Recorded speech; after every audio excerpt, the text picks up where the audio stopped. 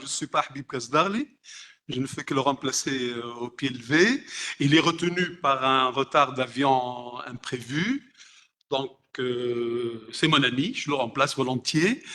Donc, on entame la troisième séance de ce colloque. Oui, voilà. Juste comme ça. Dont l'intitulé est le suivant, un entre-deux du Makhzen à l'indépendance. Trop fort? OK. Donc, je vais vous présenter les deux intervenants de ce panel. Tout d'abord, c'est Ahmed Ounaïs. J'allais dire qu'on ne le présente plus, mais je vais le présenter quand même. On connaît cette formule un peu trop galvaudée qui permet aux ignorants de continuer à ignorer, mais enfin. Donc c'est Ahmed Ounaïs, l'ancien diplomate qu'on connaît bien, l'ancien opposant aussi, il faut le dire, à un moment, quand c'était difficile. Il préside aussi l'association des études bourguibiennes, et puis Beit el-Hakma le connaît bien parce qu'il participe à beaucoup de ses travaux, dont le dernier en date était le grand colloque sur Bourguiba, le fondateur. Et il est membre, et il est membre de l'Académie Beit el-Hakma. Voilà. Nourdine, je le connais depuis longtemps. Nous sommes tous les deux d'anciens normaliens, d'anciens de l'école normale supérieure de Tunis. C'est un historien que tout le monde connaît. Il a travaillé tout d'abord, je crois, sur les mines. Ensuite, je crois qu'il faut l'être un peu entre l'histoire économique et l'histoire politique. Parmi ses derniers travaux, il a été aussi président de l'Institut d'histoire contemporaine, qu'on appelait à l'époque Histoire du mouvement national. Il a fait des travaux, comme j'ai dit, d'histoire économique, mais aussi d'histoire politique. Parmi le dernier en date, comme il est très prolixe, moi j'ai retenu celui sur Wassila, la main invisible, c'est ça? Le dernier? Ah, je ne me suis pas trompé, c'est bien. Donc, je vais sans plus tarder donner la parole à Sid Ahmed. C'est ça la facilité pour les gens qui remplacent à la dernière minute, c'est qu'ils ne font que passer les assiettes. Voilà. Tfadl, Sid Ahmed. Merci, Monsieur le Président. Je vais vous parler de la complexité de cet épisode que je résume autour de l'année 1954. La Tunisie a connu en 1954 des bouleversements politiques qui manifestent l'essoufflement du régime et sans doute le crépuscule de l'ère coloniale.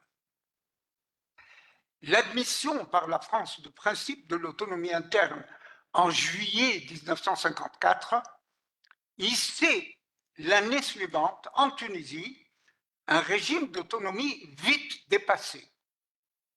La rupture des équilibres politiques s'étend au cours de l'année 54 à l'ensemble de l'Afrique du Nord. La première région d'Afrique à recourir à la violence méthodique dans sa lutte de libération. Les forces émergentes, internes et externes, déterminent irrésistiblement le déclin de l'ordre colonial en Afrique après son effondrement en Asie. Nous examinerons deux aspects, le contexte politique tunisien et le rôle de Mohamed Salah Hamzani. Au cours de l'année 54, plus de 3 gouvernements se succèdent en Tunisie. Cette instabilité a un sens. D'abord, le 1er mars, la fin du gouvernement Salah Bakouche, formé en avril 1952, après le rejet par la France de l'option d'autonomie interne affirmée en août 1950. L'échec du gouvernement Bakouche signifie l'impasse coloniale. À l'avènement de ce gouvernement, la Tunisie basculait dans la violence politique. Désormais, la résistance et la répression dominent la scène et paralysent le système. Le remplacement du résident général d'Haute-Cloque en septembre 1953 et la fin du gouvernement Bakouche le 1er mars 1954 signifie qu'une page sombre est tournée et que l'espérance d'un sursaut politique n'est pas peut-être vaine. Le gouvernement de Mohamed Salah Hamzali, investi le lendemain, 2 mars, ne tient que 100 jours, jusqu'au 17 juin 1954. La démission de ce gouvernement, retardée d'1 mois à la demande du B, ouvre une période d'indécision et d'attente dont nul ne prévoit la durée. Dans l'incertitude, le B signe le 5 juillet 1954 un décret chargeant un groupe disparate de commis de l'État désignés ad personam de gérer les départements ministériels vacants jusqu'à nouvel ordre. Ce groupe de 6 Tunisiens est placé sous l'autorité de Georges Dupoisat, le secrétaire général du gouvernement. Enfin, une semaine après le discours de Pierre Mendès France à Carthage le 31 juillet, en ces lieux, admettant à nouveau l'autonomie interne, le gouvernement Tahar Ben Ammar, formé le 8 août 1954, reprend le mandat confié 4 ans auparavant à Mohamed Chniq de, je cite, conduire la Tunisie vers l'autonomie interne. Ce sont les termes du communiqué officiel du 20 août 1950. L'engagement pour l'autonomie interne est renié par la France l'année suivante. Le reniement est signifié par la lettre du ministre des Affaires étrangères Robert Schuman le 15 décembre 1951. Le gouvernement Chniq riposte en signant le 12 janvier 1952 une lettre portant plainte devant le Conseil de sécurité des Nations Unies pour non-respect par la France du traité conclu avec l'État tunisien et qui, je cite, maintient intact au profit de son Altesse le B la jouissance et l'exercice de la souveraineté tunisienne. La hardiesse du gouvernement Chniq, non réprouvé par le B, aboutit au coup de force du résident général d'Haute-Cloque qui, le 26 mars 1952, destitue d'autorité le gouvernement Chniq et impose pour le remplacer Slahaddin Bakouche. L'échec du gouvernement Bakouche, précisément, clarifie la scène. La netteté des positions de part et d'autre est éclatante. Du côté tunisien, 3 faits nouveaux illustrent le durcissement du noyau nationaliste, l'internationalisation de la question tunisienne, qui avant cela était strictement bilatérale, le recours à la violence politique et l'appel au comité des 40 afin de rejeter en bloc en août 1952 les réformes alternatives soumises alors par la France. Face à l'absolutisme colonial, la Tunisie lance ainsi un style de résistance nouveau en Afrique du Nord.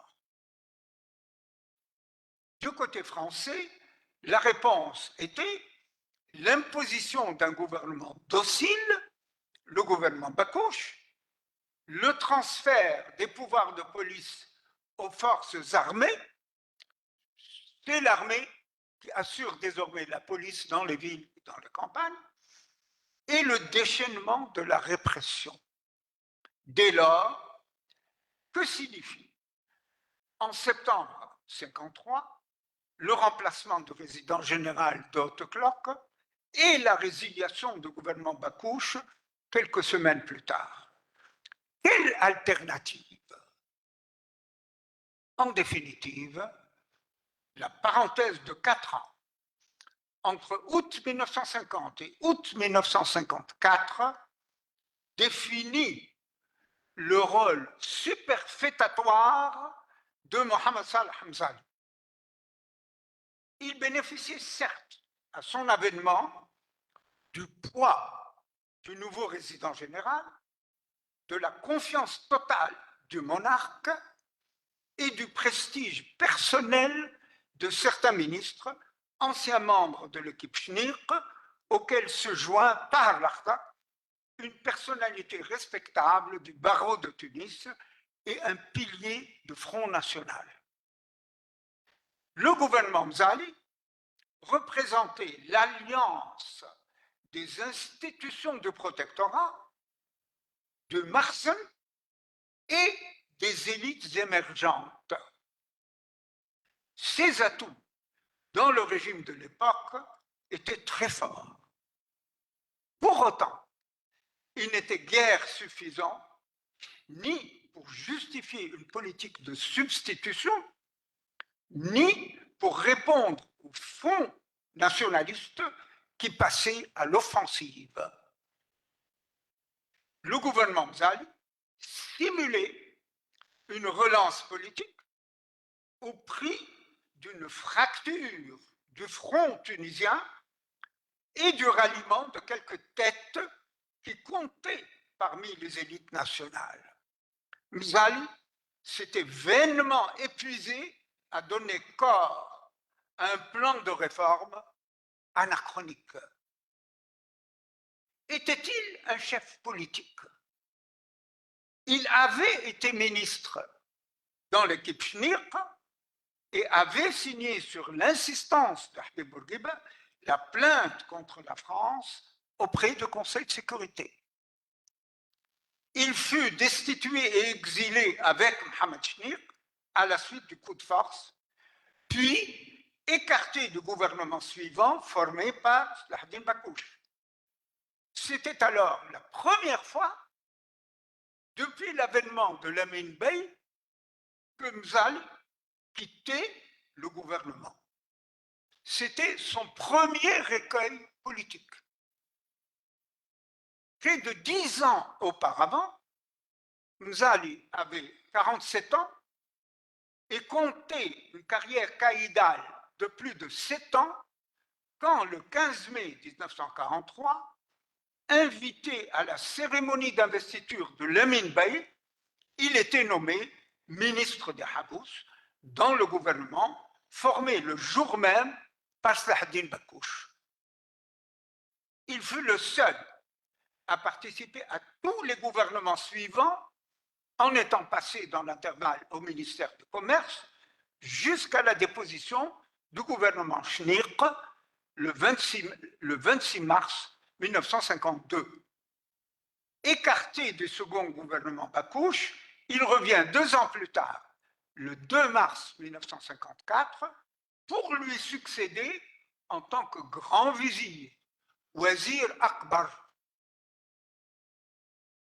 Une telle position représente le sommet de la carrière à laquelle pouvaient aspirer les caïds dans le régime de l'époque. Pierre Voisard, le nouveau résident général, arrivé à Tunis fin septembre 1953, 2 semaines après l'assassinat de Hedeshek et 1 mois après la déposition au Maroc du sultan Mohammed V, un acte que Lamine Bey prenait pour un avertissement. Voisard constatait de surcroît l'impopularité et l'impuissance de Salahdin Bakouche à la tête du gouvernement. Pour la France, c'était l'impasse dans les 2 protectorats. La question de la Tunisie et la question du Maroc étaient reprises chaque année à l'Assemblée générale des Nations unies depuis octobre 1952 et les résolutions adoptées invitaient les partis à favoriser le développement des institutions vers la réalisation de l'autonomie interne. Au Maroc, un obscur cousin du sultan, Moulay Arafat, était hissé au trône. Et quelle politique en Tunisie, après avoir renié l'option de l'autonomie interne, et comment obvier à l'immobilisme sans rien céder sur le fond? Précisément, l'expertise de Mohamed Salah Mzali pouvait tirer de l'arsenal administratif tunisien assez d'élasticité pour faire réforme, pour meubler, pour satisfaire aux soucis tactiques de Voisard et de Lamine Bey. Le B rappelait donc comme ça, à la mi-janvier 1954, et le chargé d'élaborer, en accord avec le nouveau résident général, un plan qui permette tout juste de tourner la page de Haute-Cloque. Homme de Marzen, familier des arcanes, discipliné, Zal était de service. Comparé à Salahdin Bakouche, qu'il qualifiait lui-même de nullité sympathique, c'est comme ça que vous allez qualifier Bakouche, il allait donner la mesure de son talent. Laborieux et roué, en mesure de tailler le faux diamant et de lui donner du lustre, il s'est voué à la tâche. Au bout d'un mois, le plan était prêt. Endossé par Voisard, le plan filtré dans la sphère politique et était aussitôt rejeté par le Néo-Destour et par les organisations nationales. Puis à nouveau, rejeté dans une motion commune datée 25 février 1954, signée par 10 organisations et adressée dans un télégramme rendu public à Pierre Voisard, à Georges Bidault, ministre des Affaires étrangères, et à Joseph Laniel, président du Conseil. Parmi les 10 signataires, Tahar Ben Ammar, Mahmoud Messadi et Moujislim. Avant même sa proclamation, le gouvernement était ainsi décrié. Pour le Néo-Destour, le plan Mzali-Voisard consacre dans les institutions, notamment dans l'Assemblée budgétaire mixte, le principe de co-souveraineté. Ce principe qui imprègne la note du Quai d'Orsay du 15 décembre 1951 mine le projet national et ruine l'espoir de l'indépendance même de la Tunisie. Mzali réalisait certes l'ampleur du courant hostile. Il réalisait tout autant qu'une atmosphère de pessimisme planait sur la Tunisie. La lassitude gagnait une partie de l'élite tunisienne, persuadée que la France ne lâcherait rien et que l'avenir était obscur. Il valait mieux s'adapter à la perspective du statu quo et reprendre le dialogue politique avec les dirigeants français les plus réceptifs dans l'espoir d'une prise de conscience plus large des sympathisants français. Ainsi, l'idée d'un gouvernement plus crédible que celui de Bakouche était-elle justifiable? Dans son effort pour former un gouvernement représentatif, Mzali avait tenté d'attirer Hedi Louira, qui, au premier abord, en avait accepté le principe. Louira était de ceux qui étaient gagnés par le doute. Mais bientôt, averti d'une menace terrifiante décidée par Salah bin Youssef à Genève, il s'éclipsait, démissionnait du bureau politique et se réfugiait loin de Tunis. Au bout de quelques semaines, Nouira condamnait à titre indépendant les réformes du 4 mars dans une tribune du Monde, du journal Le Monde, datée 8 avril 1954. Après Nouira, Mzali offre à Tahar Ben Ammar, le 19 février, le ministère de l'Agriculture avec rang de vice-président du Conseil. Ben Ammar décline, mais lui pose néanmoins la question sur le programme du futur gouvernement. Mzali esquive la question. Le 27 février, Mohamed Saadallah, lors de l'inhumation au Jalez de Haj Slimane Ben Youssef, le père de Salah Ben Youssef, rejette l'idée de participer au gouvernement. Sa déclaration est rapportée le lendemain dans les journaux. 2 jours plus tard, le 1er mars, Saadallah justifie la participation au gouvernement parce que le B, dit-il, le recommande dans l'intérêt supérieur du pays. Après la proclamation du gouvernement le 2 mars, le Front National, qui réunit des organisations nationales politiques, syndicales et coopératives, tient le 15 avril une réunion solennelle et rejette à l'unanimité les réformes dans une résolution rendue publique. Une délégation dirigée alors par Tahar Ben Ammar, reçue le 20 avril par Lamine Bey, remet au souverain la résolution, mais l'audience est houleuse et provoque une tension. La longue résolution est publiée par le journal Le Petit Matin le 27 avril. Elle fait plus que la première page. Sans doute faut-il compléter 2 points pour cerner le tableau. L'institution militaire française, qui exerçait donc depuis janvier 1952 les pouvoirs de police, montrait ses limites.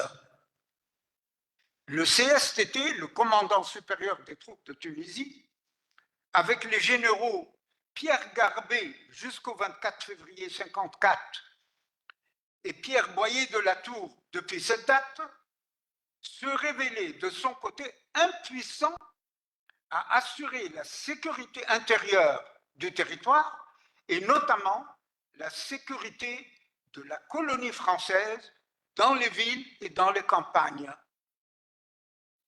Les renforts accrus de troupes pour la Tunisie rattachaient l'actualité tunisienne à la tragédie de Vietnam. Le déploiement ostensible des forces armées dans les villes, l'extension des opérations militaires, l'écho des affrontements dans les campagnes et la fréquence des attentats sanglants en ville changeaient la scène tunisienne. Sans paraître fléchir, le commandement français montrait ses limites en annonçant de plus en plus fréquemment des renforts qu'il recevait.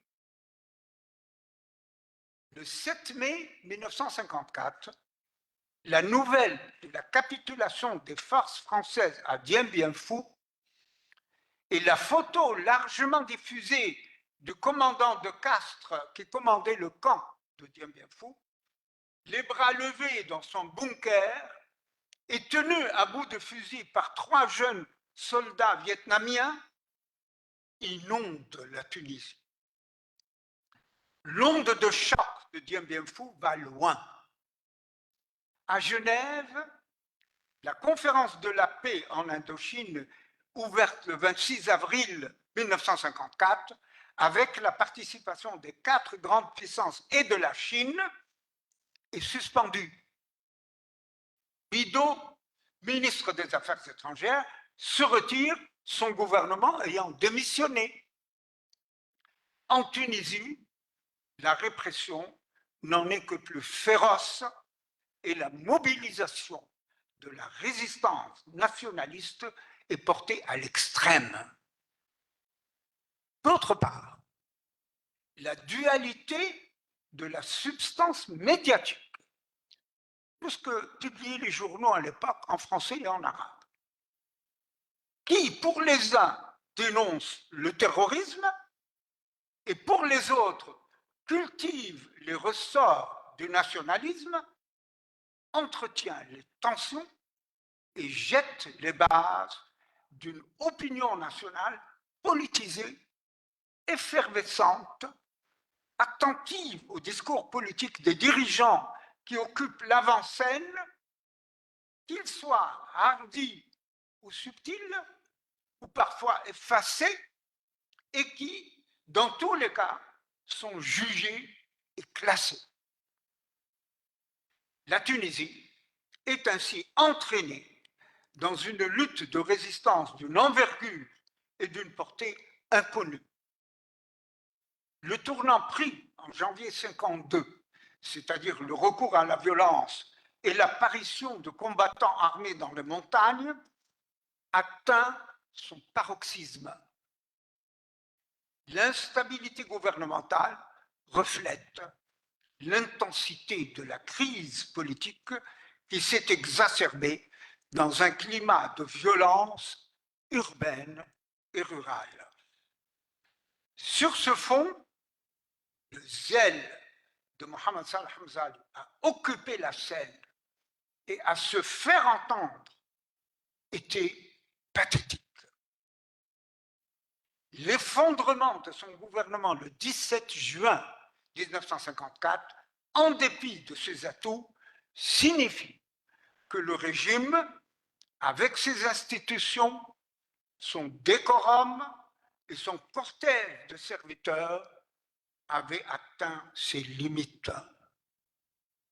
Le régime, en fait, vacillait. La Tunisie vivait une situation nouvelle et couvait des forces nouvelles. Depuis 1954, de nouveaux équilibres, peu à peu, percent sur la scène. 3 faits nouveaux concluent l'année 1954. D'abord, l'innovation au sein du gouvernement français du ministère chargé des Affaires marocaines et tunisiennes, sans précédent. Cette institution très particulière a vu défiler 3 titulaires, Christian Fouché, Pierre July et Alain Savary, et aboutit en mars 1956 à la proclamation de l'indépendance des 2 pays. D'autre part, la solennité et la médiatisation exceptionnelle, en France même, des négociations de 1954 et 1955 sur le futur régime d'autonomie interne, contrastait avec l'intérêt mineur voué aux négociations avec le gouvernement Schnirk entre octobre et décembre 1950. Les négociations d'autonomie interne en 1950 étaient ternes. On n'en parlait pas dans la presse française. Les négociations pour l'autonomie interne de 1955, fin 1954 et début 1955 étaient combler les journaux français et les médias et les radios. L'Empire, non. Un drame se nouait au sein des seins de l'Empire. L'Empire colonial est frappé, non par les armes comme un Dieu bien fou, mais par la percée des peuples d'Afrique du Nord et par les vives pressions internationales. y compris au sein de la famille atlantique. À travers le théâtre politique, les dirigeants français secoués préparaient les communautés coloniales à une évolution radicale qui n'a pas manqué de se vérifier quand, en novembre, éclatait la révolution algérienne dans les nuées de l'orage géopolitique qui leva d'abord en Tunisie. Enfin, un acte majeur clôt l'année 54, la remise des armes par les combattants tunisiens. Cet acte, parrainé par le Néo-Destour et matérialisé du 1er au 9 décembre, alors que les négociations se poursuivaient à Paris depuis 3 mois, illustre le recentrage du pouvoir réel en Tunisie. L'acte manifeste également la capacité du Néo-Destour d'ajuster la méthode d'action politique en fonction des évolutions du protectorat. La portée de l'événement signifie enfin, sur le plan intérieur tunisien, la primauté du politique et la subordination du militaire à l'autorité civile. Cette dimension distinguera à l'avenir la nature de l'État tunisien dans le contexte du Maghreb. Nous passons à la deuxième partie, la dernière, le rôle de Mohamed Salah Mzali. Reconnaissons d'abord son envergure intellectuelle. La culture acquise dans sa jeunesse est ample et typique des élites tunisiennes. Mzali se distingue parmi les Français, parmi les Maghrébins et vraisemblablement parmi les élites mondiales de son temps. Il possède 2 cultures, arabe et française, avec une ouverture sur l'Antiquité romaine et sur les connaissances accessibles de l'avant-guerre et de l'après-guerre. Il doit cette culture à sa qualité de Tunisien et il en est fier. Aucune autre société dans la sphère où nous évoluons n'offrait un horizon d'une telle ampleur, dont nous retrouvons l'esprit et la consistance chez ses aînés et ses contemporains. Bachir Sfar, les frères Bachhamba, Abd Jalil Zawj, Mahmoud El-Matri et Ahmed Ben Milad. Mzali est un touriste exceptionnel. Il visite entre 1914 et 1957 les principales villes d'Europe, d'Asie, d'Amérique du Nord et du monde arabe. Il est probablement le seul Tunisien qui ait poussé aussi loin la curiosité touristique en son acception noble. C'est un Tunisien élevé à l'ancienne et éduqué à Sadiki. S'il a évolué dans le milieu makhzen, s'il garde le respect de la tradition et qu'il vénère le statut zitounien, il est acquis à la modernité et manifeste plus de respect pour les Zitouniens ouverts d'esprit et réformateurs. Son rapport à l'islam est modéré. Il n'est guère un pratiquant zélé et s'il a effectué un pèlerinage et une umrah, c'est à l'occasion de missions ou de visites, non pour l'acte même. Il s'est dit lui-même voué à réformer les mœurs, à valoriser la rationalité et à inculquer l'esprit critique. Il a pratiqué cet esprit à son échelle. Peut-on parler d'aveuglement politique? J'en finis. À notre sens, Mzali ne se pose pas le problème politique. Il ne s'estime pas concerné par la finalité politique. Il est dominé par la représentation de lui-même comme le bon élève, méritant, bien noté, apprécié de son maître. Le maître étant le détenteur de l'autorité suprême, qu'il soit le père, le professeur, le résident général ou le B. Quand Mzali décide, à partir de la position qu'il détient, enseignant caïd au ministre, c'est par référence à la hiérarchie. Il ne s'attribue pas d'autres devoirs. À ses yeux, il doit sa promotion légitime à son labeur et à son zèle dans l'exécution impeccable de la tâche qui lui est confiée. Son devoir tient au dévouement, à la droiture, à la loyauté, exempte de suspicion. Mzali est séduit par la philosophie stoïcienne. Il se veut stoïque, voué au bien, insensible aux passions. Quand il subit le mal, il oppose la force d'âme, la capacité de patience.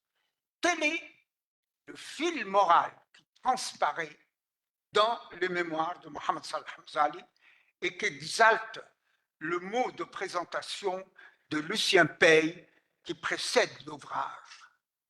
Et telle est la personnalité profonde de Mzali. Il se pose en son fort intérieur comme l'exécutant parfait.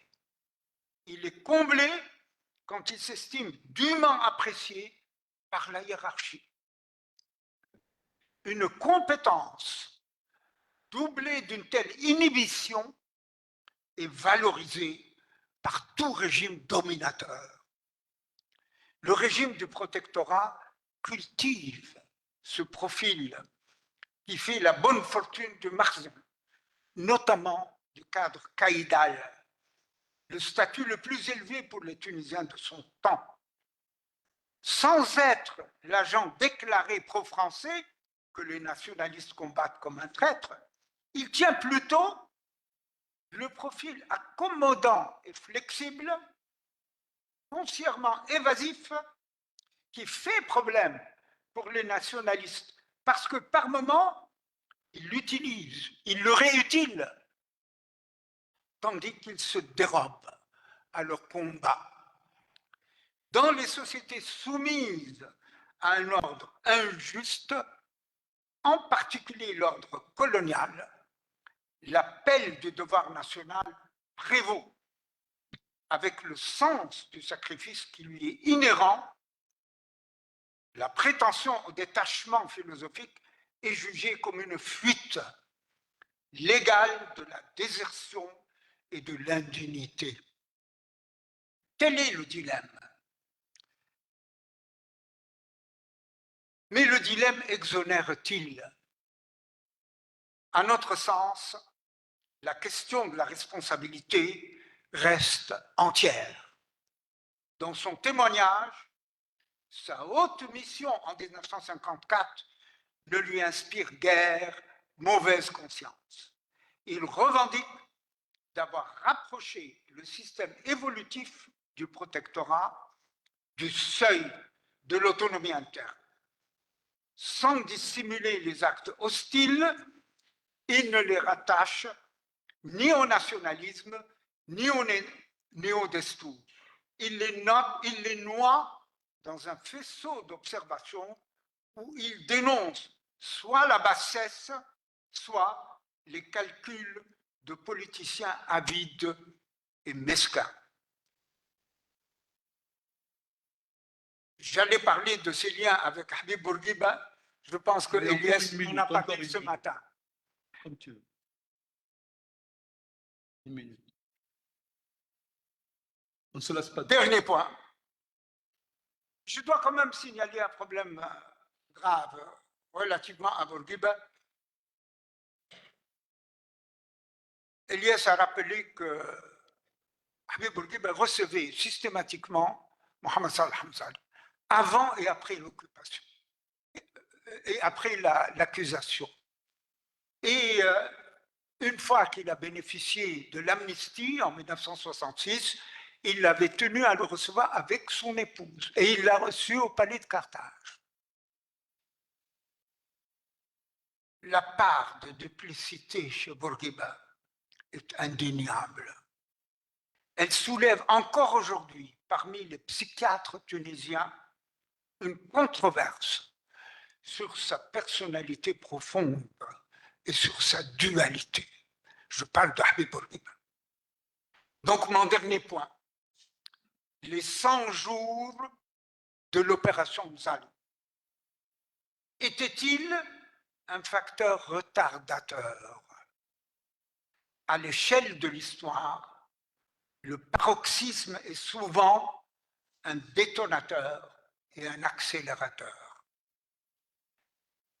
À la distance où nous sommes de l'événement, nous pouvons prendre la mesure du moment Mzali comme la prise de conscience la plus large de la nécessité du bond en avant, la Aufhebung de Hegel, déterminée par la contradiction exacerbée.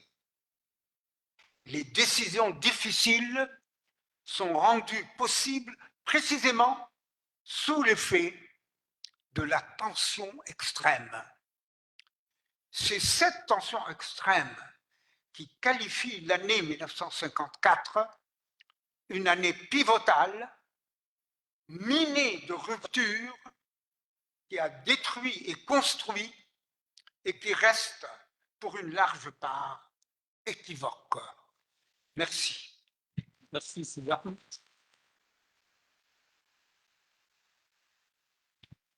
Merci, Sidi Ahmed, pour ce propos ferme et, ma foi, limpide pour une période qui l'est très peu, entre les coulisses et leurs bruissements, entre le contexte géopolitique et ses bruits et ses fureurs. Merci, Sidi Ahmed, pour cet effort où tu as pu débrouiller pas mal de dates. Moi, j'en suis incapable. Je passe très vite la parole donc, à mon ami Nourdine Dogui, qui va, lui, nous parler des creusets du nationalisme tunisien dans l'entre-deux-guerres, une période dont il est l'un des grands connaisseurs.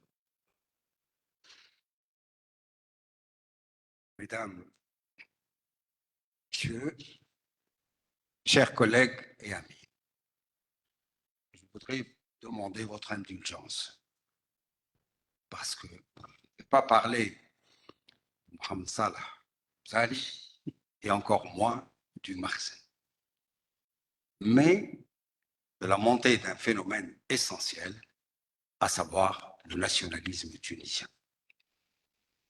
Sur ce point, on n'est pas en terrain inconnu. D'innombrables recherches ont été engagées depuis au moins un demi-siècle sur la question. Mais le point qui a le plus attiré mon attention, c'est comment ce nationalisme s'est niché en Tunisie, s'est développé pour se détacher d'une idée globale qui le rattachait à la Ummah islamiyya pour devenir un nationalisme strictement tunisien. C'est à travers justement ces creusets nationalisme, ces niches où s'est développé ce courant d'idées que nous allons essayer de nous atteler.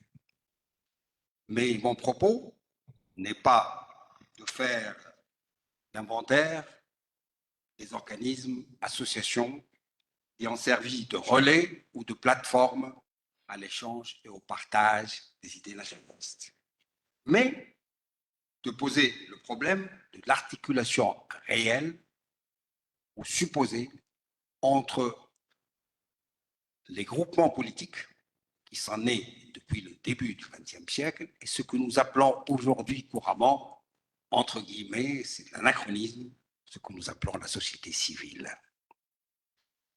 Le nationalisme sera appréhendé ici en tant que phénomène politique, naturellement, social, mais aussi en tant que phénomène culturel.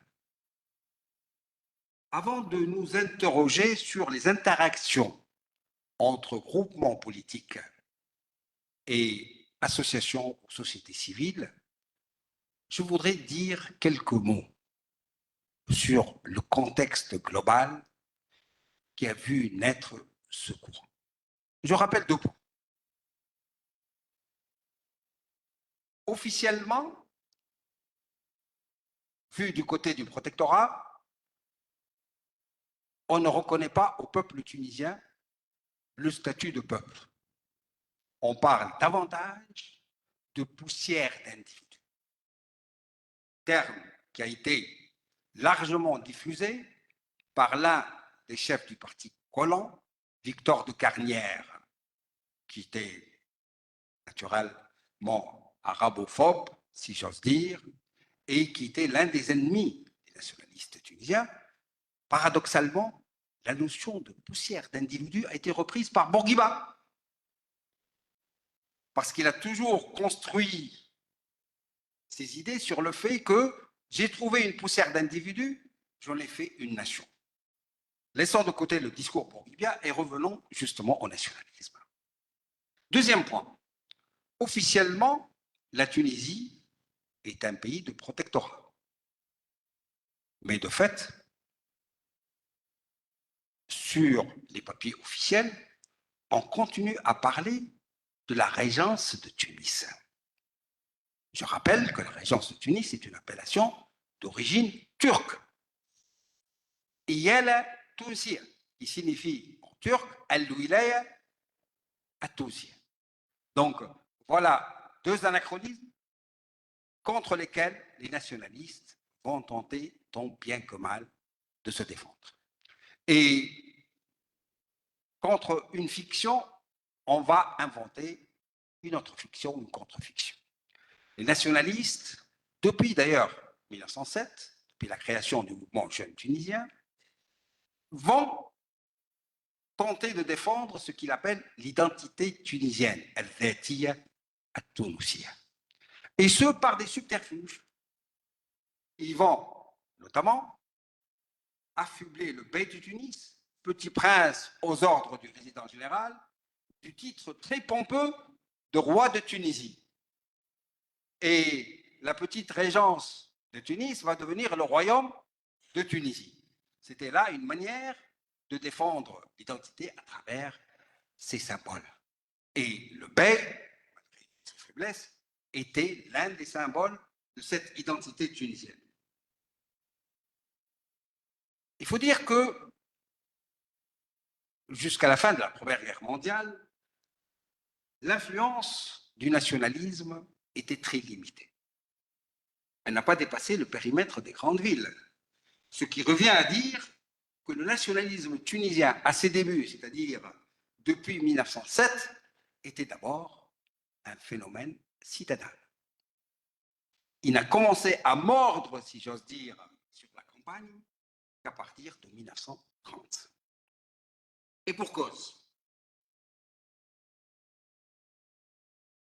Ce phénomène n'est pas devenu un phénomène de masse parce que ce que j'appelle les groupes infranationaux, c'est-à-dire les tribus, les clans, les villages, les groupements divers, se reconnaissaient davantage dans une identité restrictive, celle de la tribu ou du clan, ou dans une galaxie beaucoup plus vaste, à savoir la Ummah islamiyya.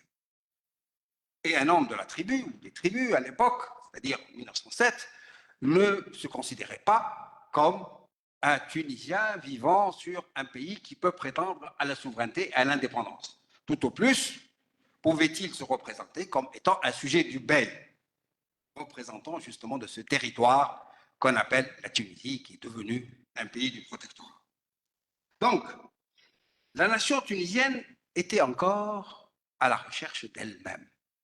Il va falloir la construire conceptuellement d'abord. Comment? C'est toute la difficulté du problème. les contours, les spécificités de cette nation étaient mal définis. Bien sûr, depuis la fin du XIXe siècle, les publicistes, les hommes de plume, les journalistes utilisaient déjà la notion de Umma Tunisiya, la nation, entre guillemets, tunisienne. Mais qu'est-ce qu'ils entendaient par Umma Tunisiya? À leurs yeux, c'était un groupement, une fraction d'un ensemble beaucoup plus vaste, à savoir Al-Umma al-Islamiyya, la nation islamique. Notez bien, il ne s'agissait pas encore de nation arabe. Nul ne parlait de Umma Arabi. C'est une notion qui est apparue après la fondation de la Ligue arabe dans des conditions que nous n'avons pas le temps de développer. Donc, la Umma Tunisiya, qui était une fraction prise à la lettre, fraction de la Umma Islamiyya, la Umma Islamiyya ne reconnaît pas la patrie. Il n'y a pas de frontière sur une Umma Islamiyya. Et il n'y a pas de nationalité non plus. Quand on est musulman, on peut se déplacer de Marrakech jusqu'au Pendjab. Là où il y a un muezzin, on est sur son propre territoire. Ce n'est que plus tard qu'on a mis des frontières, qu'on a territorialisé les États. Or, la Tunisie était déjà territorialisée et c'est très important. Donc, dans la représentation des élites, la Tunisie était un projet d'un État-nation. Mais on ne présentait pas les choses de cette manière-là. Et pour cause, il y avait une telle confusion dans les concepts qu'il était très difficile de passer d'un concept global, à savoir la Umma islamique qui ne reconnaît pas la patrie, les territoires, etc., vers le concept d'un État-nation à l'européenne. Les nationalistes, d'ailleurs, ce matin, on a cité Abdelaziz Thalbi et son livre « La Tunisie martyre ». Un certain nombre d'entre vous a lu sûrement « La Tunisie martyre ». Je l'ai parcouru à plusieurs reprises. Abdelaziz Thalbi, entre guillemets, auteur présumé de ce livre, parle du peuple. Peut-être avait-il utilisé d'une manière furtive la notion de nation. Parce qu'il n'était pas aisé d'expliquer à une population qui n'était pas à même de saisir les subtilités de ces notions qui nous sont venues de l'extérieur, à savoir justement cette notion de Umma Tunisiya et d'État-nation ou de projet d'État-nation. Il a fallu peut-être attendre 1954 pour que le parti pour moi, le Destour, principale fraction du mouvement national tunisien, demande à l'intellectuel donc du Destour d'écrire un petit opuscule en 1954 et de le publier non pas à Tunis mais au Caire, sans titre Nahnu Umma. Nous sommes une nation. Mais relisez-le, ce livre. C'est un petit exposé de 15 pages qui n'avance pas et que de toutes les façons, il était largement dépassé en 1954. Parce que les choses étaient déjà assimilées dans le sens où la Tunisie pouvait prétendre être une nation souveraine et exiger l'indépendance, le détachement de cette galaxie française. Pour l'histoire, je ne sais pas si on peut parler des fondements de la nation ou de l'identité tunisienne. Le sujet est très complexe et le temps qui m'est imparti ne permet pas de le développer. Je confirme. Vous avez donné à notre ami, je ne demande pas autant. Oui, voilà. Je ne demande pas autant, mais je vais essayer d'aller vite. On ne s'oppose pas. Non, non, pas du tout. Pas du tout. Donc, je reviens à cette idée des fondements de la nation tunisienne. Intellectuellement, il y a deux auteurs qui, pour la première fois, se sont aventurés sur ce terrain. Mais d'une manière furtive, pour ne pas dire superficielle, je cite deux noms qui sont peut-être connus pour vous. Béchir Sfad, l'un des fondateurs du mouvement jeune tunisien, futur caïd, donc il s'est rapproché du protectorat, mais avant de devenir justement caïd, il était professeur à la Khaldounir, l'un des bastions du réformisme tunisien, où il faisait un cours d'histoire. Et il a rassembler l'ensemble de ces cours pour faire un livre qui a été publié en 1927 sous le titre Les clés de l'histoire, Mafatih At-Tali. Un autre auteur, très connu, lui aussi caïd, Hassan Hosni Abdel Wahab, qui a écrit en 1917 un livre et aussi un assemblage de cours et qui est devenu un best-seller. Et son titre, c'est Khulasatou Tarikh Tunis, un précis de l'histoire de la Tunisie, où ils ont, à leur manière, selon les outils dont ils disposaient, essayé de définir ce que c'est que cette communauté tunisienne qui s'est construite par strates à travers l'histoire, à travers donc l'opposition à une certaine adversité, ce qui fait du modèle d'évolution donc de la Tunisie un modèle qui se rapprocherait, j'emploie le conditionnel, du modèle de l'État-nation à l'européenne. Mais n'exagérons en rien. Ni Hassan Hosni Abdel Wahab, ni Bachir Sfar ne peuvent être comparés à Ernest Renan, ni à Fichte, le célèbre idéologue du nationalisme allemand. C'est une autre idée, mais de toutes les façons, leurs livres ont bien circulé. Ils ont bien imprégné, au point où le livre de Hassan Hosni Abdel Wahab a été imprimé au moins une vingtaine de fois. La dernière a été faite, je pense, par Dar al-Janoub il y a quelques années. Donc, ces idées ont trouvé écho dans la société civile, c'est-à-dire dans un large spectre d'organismes et d'associations. Il faut dire que la période de l'entre-deux-guerres a vu se constituer dans des domaines très différents des organisations qui vont ouvrir des voies d'avenir. C'est ainsi que l'on assiste à la naissance d'un syndicalisme strictement tunisien, tunisifié, un syndicalisme qu'on pourrait qualifier de syndicalisme national. L'expérience de la première CGTT fondée par Mohamed Ali El-Hami était une expérience qui préparait l'avenir. Malheureusement, parce qu'elle était brève, sa jonction avec le parti du Destour à l'époque ne s'était pas faite dans de bonnes conditions. Mais aussi, on assiste à l'apparition d'une multitude d'organismes culturels, musicaux, sportifs. Ces groupements n'avaient pas de lien entre eux, mais un seul point les réunissait, c'est la défense d'une certaine tunisianité, entre guillemets.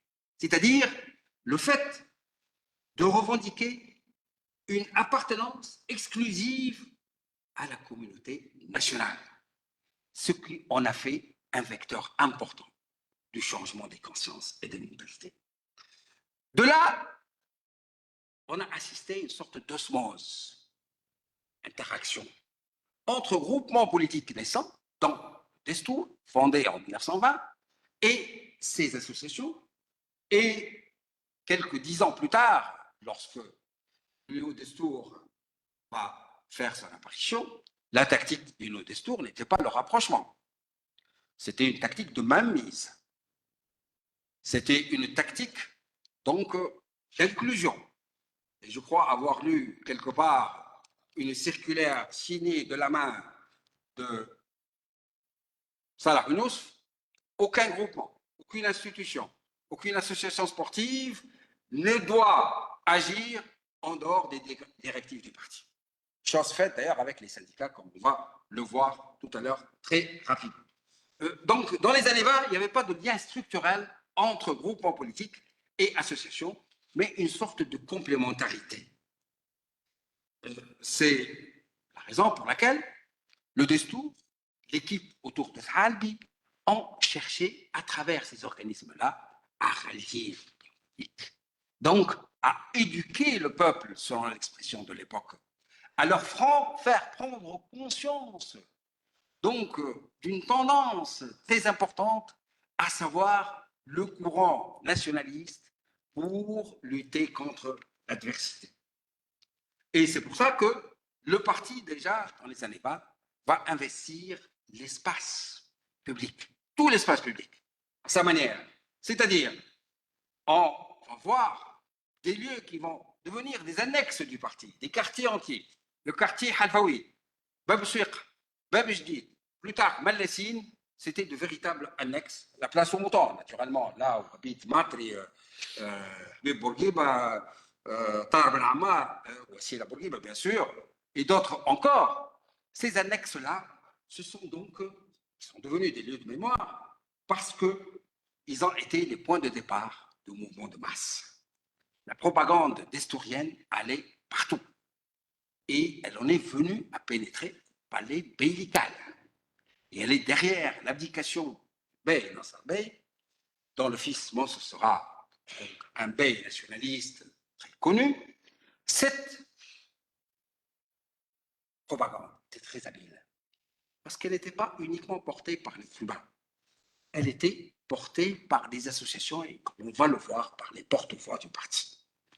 Les nationalistes et les intellectuels engagés ont conjugué leur action pour promouvoir 3 secteurs. Le sport,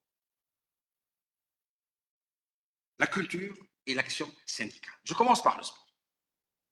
Au sortir de la guerre, il y avait des dizaines d'associations sportives, pour la plupart étaient françaises, italiennes, israélites, maltaises, que sais-je encore.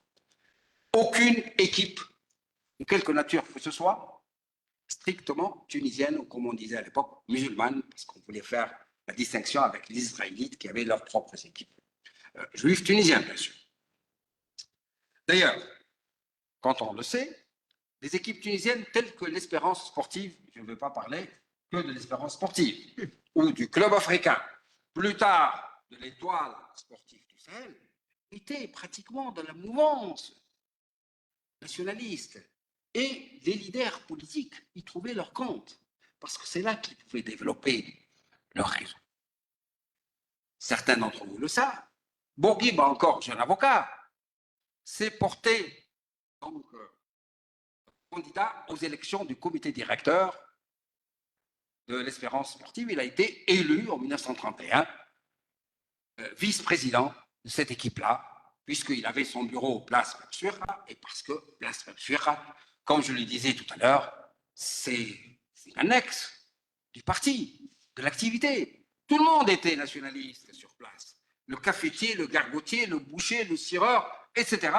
Et tous ces gens-là étaient autant de propagandistes du parti. Un jour, la mère de Mogistine me racontait, elle me disait, ici, tout le monde est destourien, y compris ma propre chatte. Ma chatte était destourienne. C'est comprendre comment, justement, ce courant s'est incrusté dans les consciences de tout le monde, hommes et femmes. Pour défendre cette tunisianité, combien de temps, monsieur le président? Comme ça, 6, allez. 6. Bon.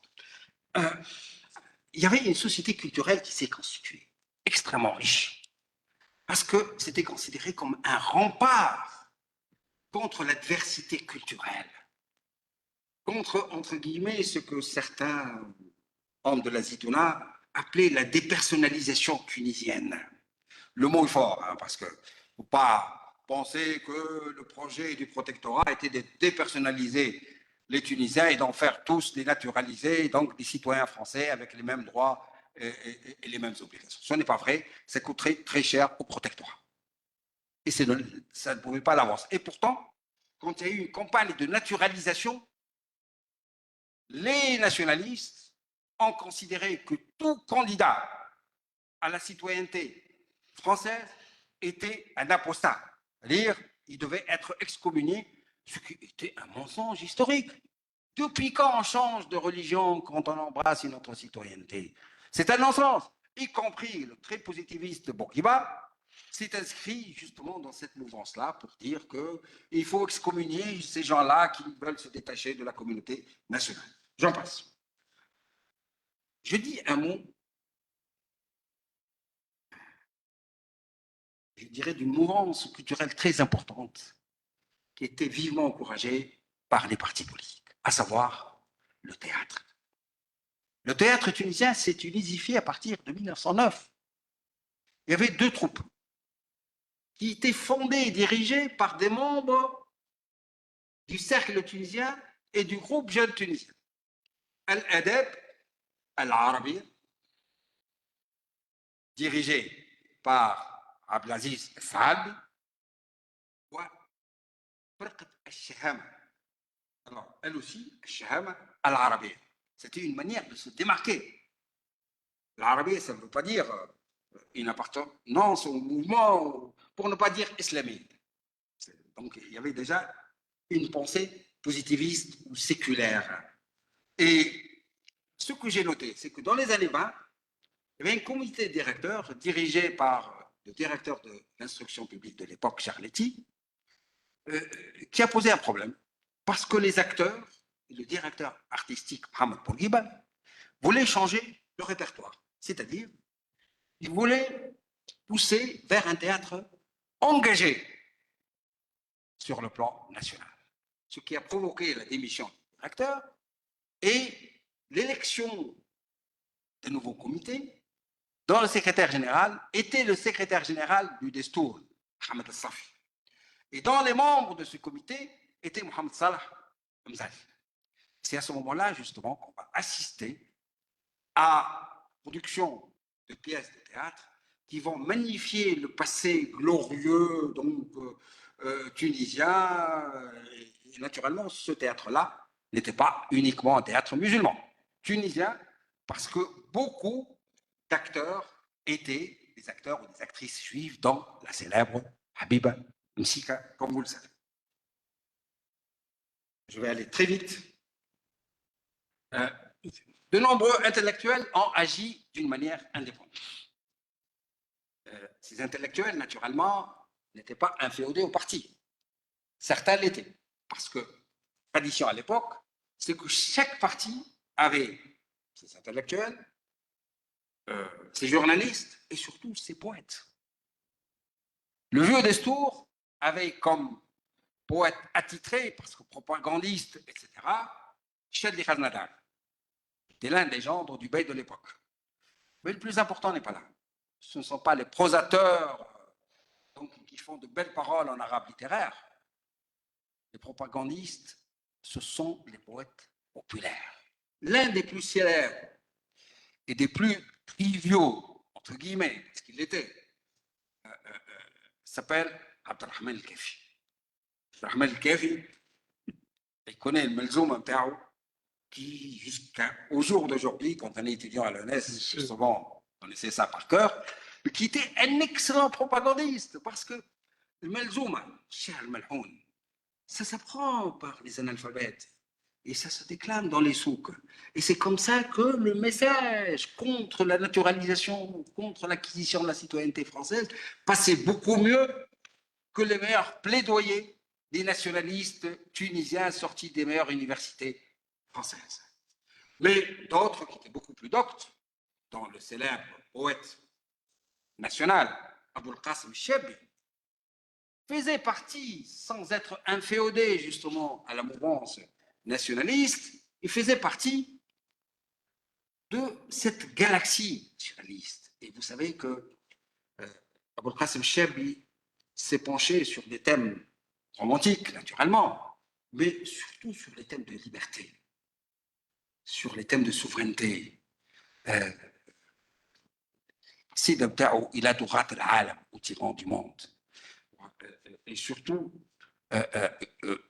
un autre poème, النبي المجهول أيها الشعب ليتني كنت خطابا فأهوي على الجموع بفأسي. أنت في الكون قوة لم تسسها فكرة عبقرية ذات بأس. أنت في الكون قوة كبلتها ظلمات العصور من أمس إلى أمس. Il parle justement de leadership de ce Nabi, prophète, le leader qu'on attend. Bourguiba pensait que c'est lui qui incarnait justement ce personnage-là, que le peuple attendait à partir des années 30. Bon, ce nationalisme expansif, on va le saisir à travers deux événements. Très vite. Oui, très vite. Les occasions de conflit avec le protectorat étaient très nombreuses. J'en cite deux.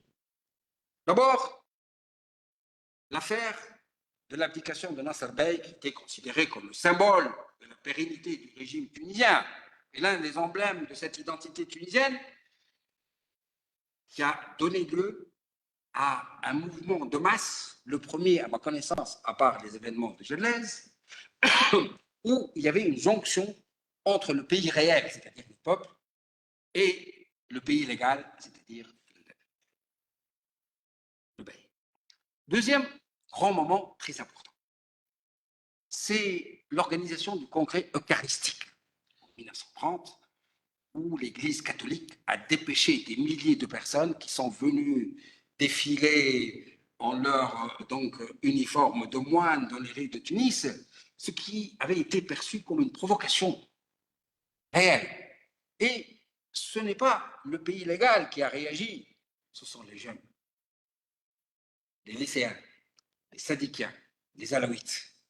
Troisième point, moment de confrontation, c'était justement au moment où il y avait cette campagne de naturalisation en 1933. Je termine par cette alliance et mésalliance entre partis et syndicats.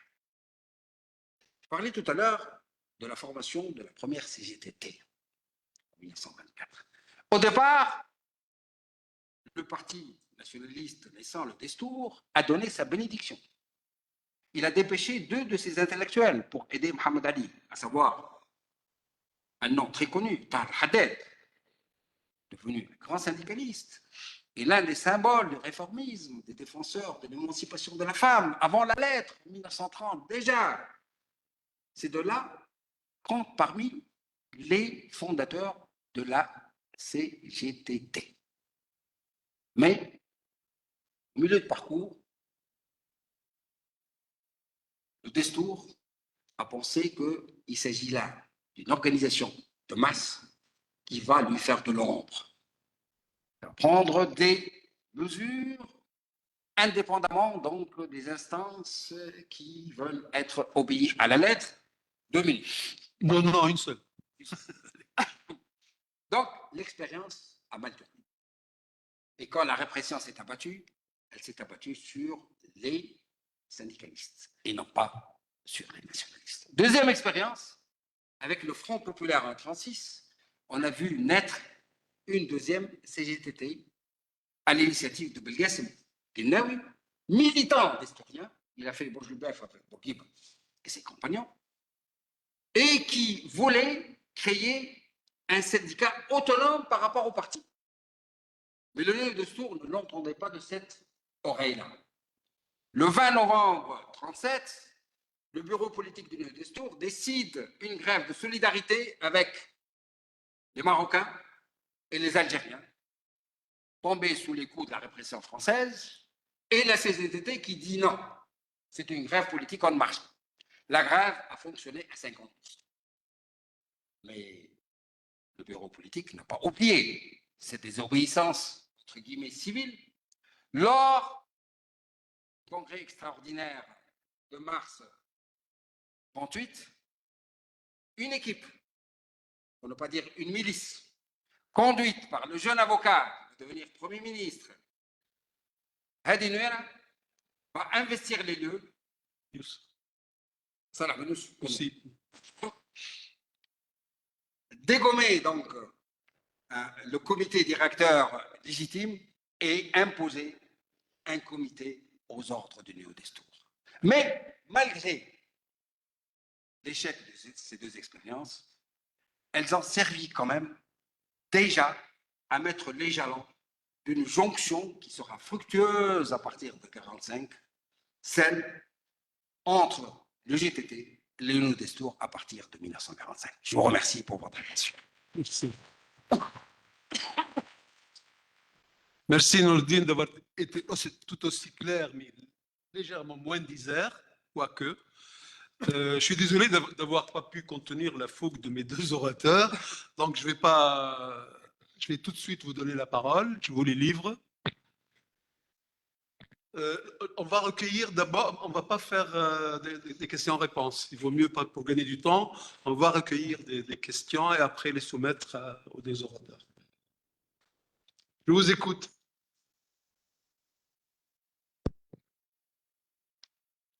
فوق derrière.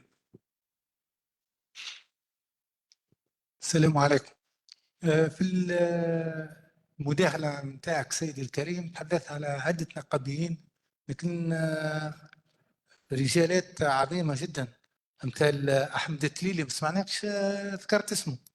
لا وبالطبع فرحات هشام. ذكرت القناوي وذكرت العديد، لكن أسماء هذه موجودة في الحركة بصفة عميقة وبصفة مؤثرة. بارك الله فيكم.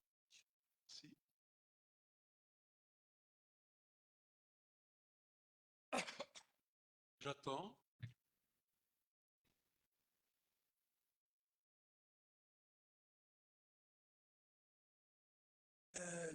Bon, je voudrais remercier les deux conférenciers.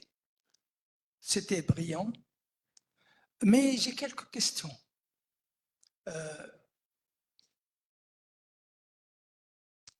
Si Nourdine,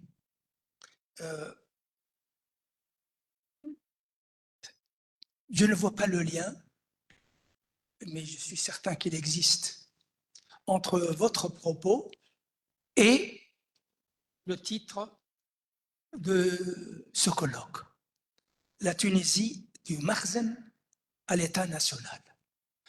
Maintenant, sur le contenu de ce que vous avez présenté si brillamment,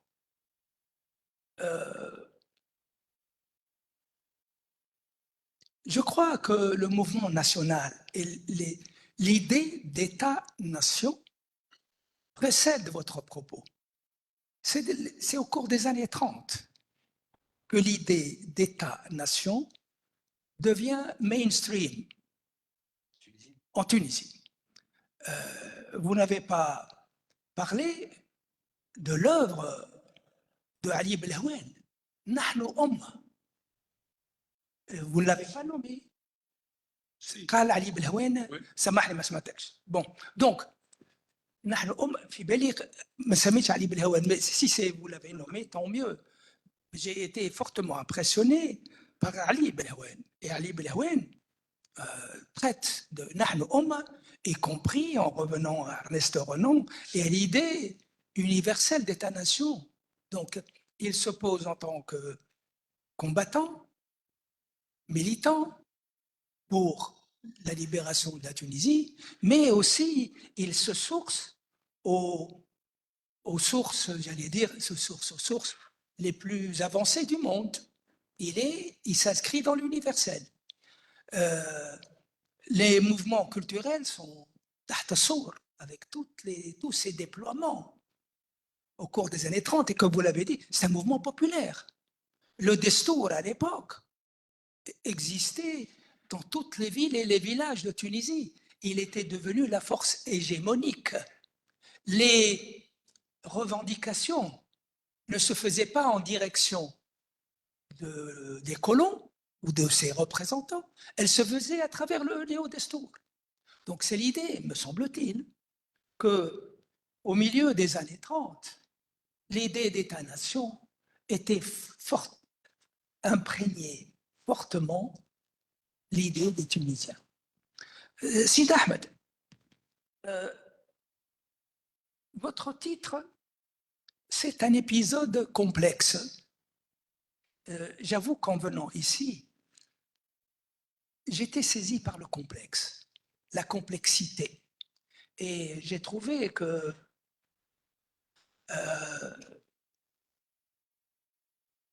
le travail qui a été accompli pour étudier Mohamed Salah Hamzali par notre ami Eliès était allé vraiment loin pour prendre en considération la complexité de la situation.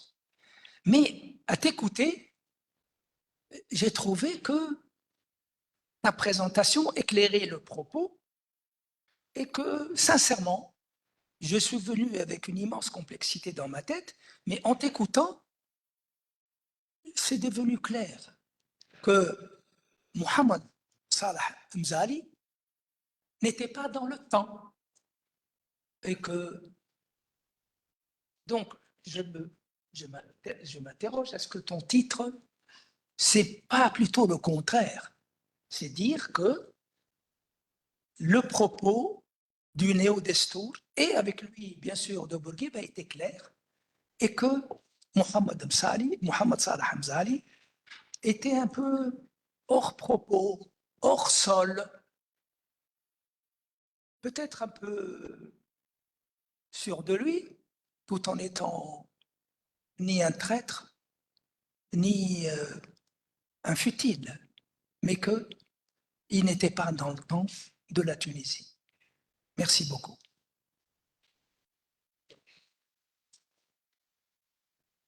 Merci.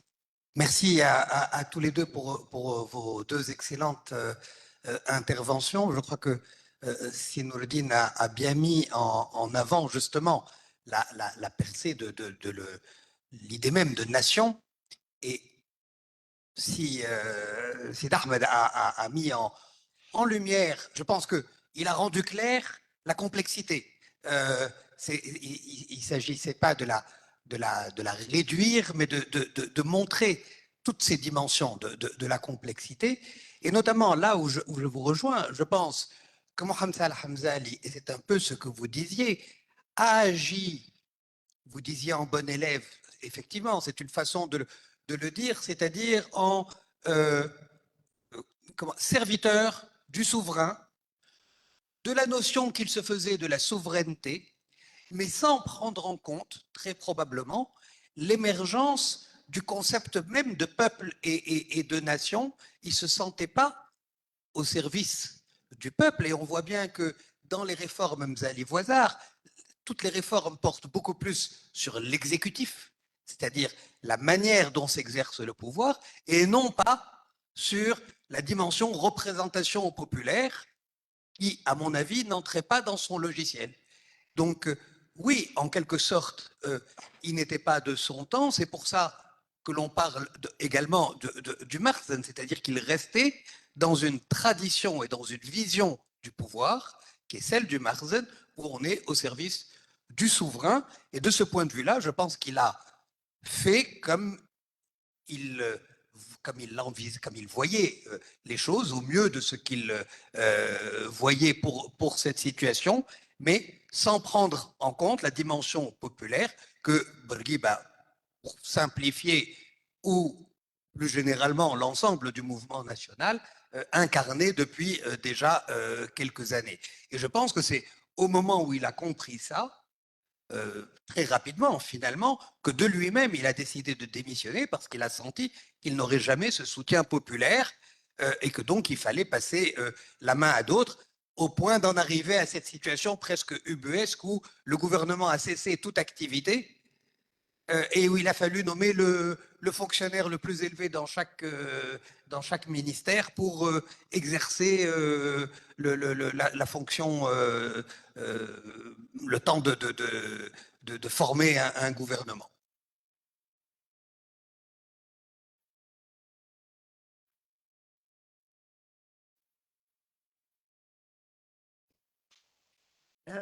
Il serait intéressant que des chercheurs qui ne soient pas historiens, mais aussi sociologues, anthropologues, économistes, se penchent sur les questions que vous avez évoquées, de construction de l'État-nation, d'identité, de pouvoir, etc., parce que ça apporterait un éclairage qui serait beaucoup plus enrichissant.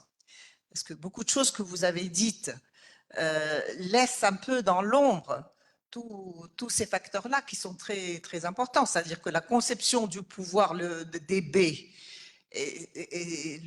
entre le peuple et les baies, il n'y avait pas de relation de pouvoir, de représentation du pouvoir. Le peuple n'était pas du tout en accord avec la façon, il y a eu des dizaines d'années, des siècles de révolte contre le pouvoir bellical, qui, en fait, n'imaginait les Tunisiens que comme étant taillables et corvéables à merci. Un prélèvement de l'impôt qui les laissait, donc, ce n'est pas une question d'islam, ce n'est pas parce qu'ils étaient musulmans, comme veulent nous le faire croire un certain mouvement politique, pour ne pas le nommer les islamistes maintenant, que du fait que nous soyons musulmans, nous pouvons concéder et comment dire, taire nos particularités, nos singularités culturelles historiques sur l'autel de l'islam. Bon, c'est tout à fait faux. Et en plus, même cette religion islamique, elle peut être interrogée par la recherche. Qu'est-ce que l'islam? Qu'est-ce que c'était d'être musulman dans les campagnes? Eh bien, moi, je vous le dis, bon, et passé des dizaines d'années à côtoyer toutes les populations de Tunisie, être musulman, c'était essentiellement dire la shahada, bien sûr, mais aussi, à part la prière du vendredi, comme rituel musulman, il y avait surtout les rituels maraboutiques, la zarda, du saint patron, la visite, la ziara, etc. Donc, c'est absolument rien à voir avec l'islam wahhabite, avec d'autres types d'islam. Donc, il y a des typologies à construire. D'autre part, l'identité tunisienne. Bon, interrogeons l'identité tunisienne. Sur le plan historique, il y a quand même, on n'est pas comme en Algérie, oui, 2 minutes.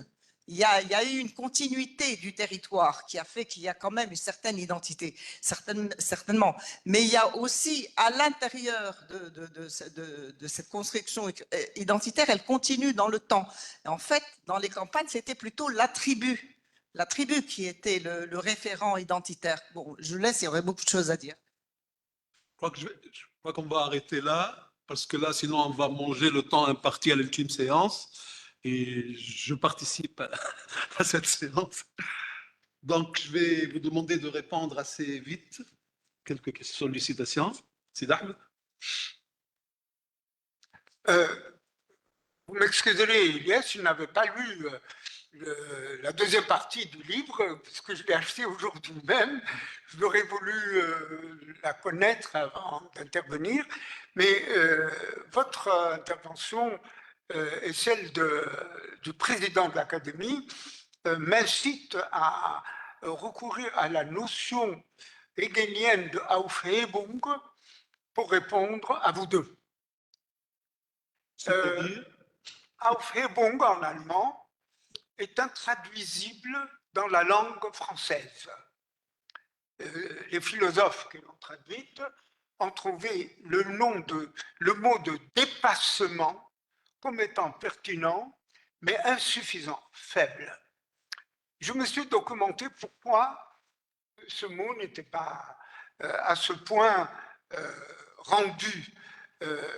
L'important est que Aufhebung signifie détruire, conserver, synthétiser et dépasser.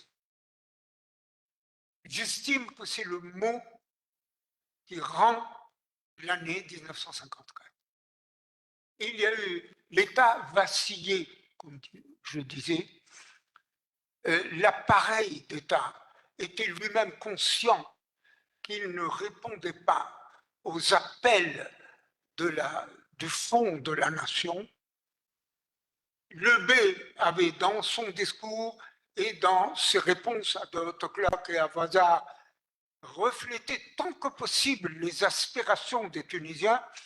Dans les lettres dont Elias a rendu compte dans son livre adressé à Vincent Auriol et à Arpoti, il exprimait à son tour ses aspirations, donc il endossait, mais le régime était toujours un régime de protectorat répressif et qui plafonnait. Ce conservatisme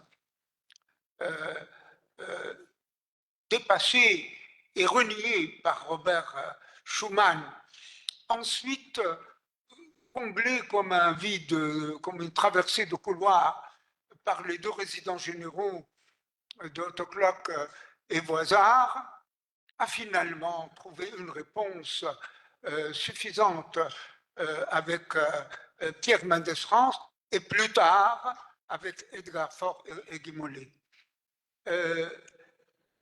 La Tunisie dépendait d'un feu vert qui ne lui incombait pas pour se compléter, pour s'accomplir.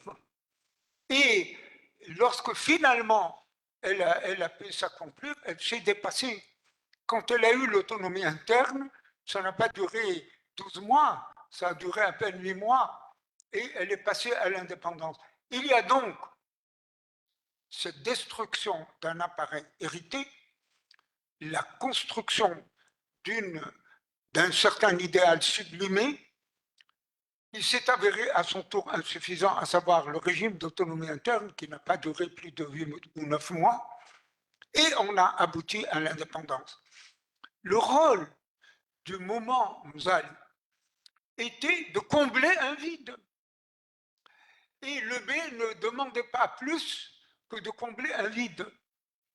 Et Mzali a eu ce mauvais rôle d'être venu après Bakouche, qui lui représentait le gouvernement de la conservation, de la continuité, etc., qui signifiait qu'on ne devait pas aller plus loin dans le sens de l'autonomie interne. Il a échoué. Quoi faire avant de combler les aspirations nationales? On creuse dans le vide, on creuse dans le fond du ravin. Mzali a eu ce destin, n'est-ce pas, injuste dans l'histoire, mais pour lequel il était habile, parce que c'était un martyr, et que c'était un homme cultivé, un artisan, un orfèvre, n'est-ce pas, rare de trouver un homme d'État qui ne revendique pas le statut d'homme d'État, d'homme politique, mais qui est au service de ses patrons. Mohamed Mzali a eu ce rôle ingrat. Pour ma part, j'ai vécu ce moment contradictoire. J'avais entre 18 et 20 ans, j'étais dans les classes avancées de Sadiki, et j'ai vécu l'année 54 comme une tragédie. Je vais essayer de rendre compte de cette contradiction. Si ce colloque réussit à donner sa part à chacun des facteurs qui composaient la société tunisienne de l'année 1954, qui sont des facteurs puissants à détruire, à construire, à compléter, à réaliser là où fait boom, c'est-à-dire le bond en avant, eh bien ce colloque aura servi l'histoire. Merci. Merci, merci. Merci pour l'ouf. C'est bon? D'accord. À toi, Dr. Mourlid. Très rapidement. Bon, Ahmed Tlili و فرحات حشاد ظهروا بعد 1945. Bon, je m'arrête. Les années 30. Voilà, 1939. Concernant justement cette idée d'État-nation en Tunisie, devenue mainstream dans les années 30. Question soulevée par Si Mahmoud Baramdan. Je me rappelle avoir lu un texte écrit par un éminent professeur de la Zitouna, Chedli Belqafi, publié dans le Majalla Zaytouni. Un texte intéressant, pourquoi? Parce qu'en 1937, en pleine montée du nationalisme, on s'approchait de la confrontation fatale de 1938, il se penchait en tant qu'éminent enseignant, imbu donc de l'idée islamiste. Pour lui, s'il y a à choisir entre al-ukhuwa al-wataniya et al-ukhuwa al-islamiyya, il y a deux paliers. Le palier supérieur, c'est al-ukhuwa al-islamiyya. Et pour lui, justement, ces courants nationalistes, nationalitaires, ce sont de mini-moteurs de l'histoire du monde, lequel Chedli Belqadi sera coopté par Moujislim et Salah Ben Yousf en 1946 en tant que membre du Nouveau Destour pendant l'absence de Bourguiba. Ça, c'est une autre histoire. Dernière question, madame. La singularité culturelle de la Tunisie. Oui, la Tunisie n'est pas le Maroc, et encore moins la Libye. Mais de fait, la Tunisie n'est pas aussi un pays homogène. C'est un pays sur lequel on peut appliquer la devise d'Ibn Khaldoun, Al-Hadar, donc le monde des cités d'un côté, et le monde de la Badawa d'un autre côté. Ce qui unissait les Tunisiens, c'est cette appartenance à un espace territorialisé depuis au moins 4 siècles. Les frontières actuelles, du moins celles qui vont du Cap Roux à 10 km à l'ouest de Tabarqa jusqu'à la table de Jugurtha, datent de 1628. Tout le reste, bien sûr, a évolué en fonction des rapports de force entre la petite Tunisie et ses puissants voisins. Donc, l'espace territorial tunisien, c'était un espace que les Tunisiens, le sujet du Bey, se représentaient bien. Ils se considéraient comme sujet du Bey tunisien. Mais la représentation qui se faisait de leur appartenance idéologique, elle était à deux niveaux. L'appartenance à Watan al-Qabila, c'est ça le Watan, et une appartenance beaucoup plus vaste, celle de la Ummah islamique. À telle enseigne que lorsque les tribus tunisiennes qui ont fait le coup de feu contre les armées françaises envahissantes entre mai et octobre 1981, lorsque ces tribus ont été battues, elles se sont réfugiées où? Pas en Algérie. Elles sont allées sur un territoire musulman, c'est-à-dire la Libye, et le 10e de la population tunisienne a émigré et s'y est installé parce que c'était encore un territoire administré par le sultan. Et on avait l'espoir que le sultan un jour viendrait donc à la rescousse libérer la Tunisie du joug du colonialisme français. Merci. Merci. Merci aux deux intervenants. Donc, je décrète la pause café et puis à tout à l'heure. Décrété.